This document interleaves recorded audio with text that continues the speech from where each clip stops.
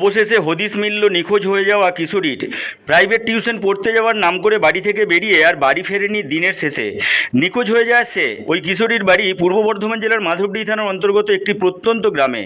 ঘটনা সূত্রে জানা গিয়েছে যে বিগত ইংরেজির 12/3/24 তারিখ সকালে মাধবডি থানা এলাকার 17 বছর বয়সে এক কিশোরী টিউশন পড়তে যাওয়ার নাম করে বাড়ি থেকে বেরিয়ে যায়।